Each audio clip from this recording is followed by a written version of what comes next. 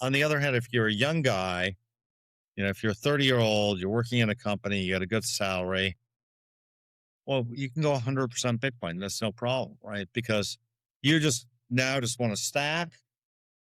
Is any kind of money that you're making, any savings, any events, your uncle dies, leaves you some money, you can put that in Bitcoin. You're just 100%, right?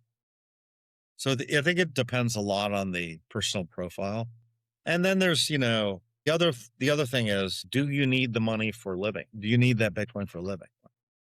So if you've got, let's say you're 60 years old, you used to work at a job, but you no longer work. You're taking an early retirement at 60, and you've got a bunch of Bitcoin. Well, now the question is, should you be slowly selling that Bitcoin to pay your living expenses, or should you be borrowing against that Bitcoin?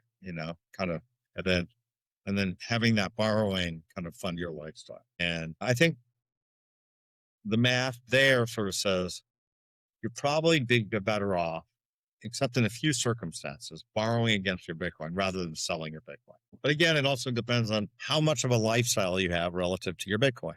If you're living like, a rapper, well, you're going to blow through your Bitcoin anyways. Like, it doesn't matter. If you're a pretty conservative kind of guy and you just want to have a general kind of lifestyle from your Bitcoin, you should be absolutely able to do that as long as you have enough Bitcoin.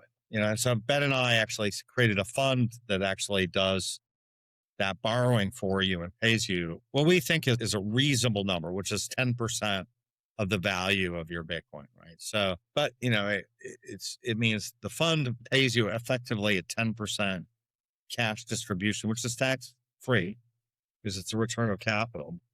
We think Bitcoin is going to outperform that by a lot. And so we think that there's a lot of margin in that model.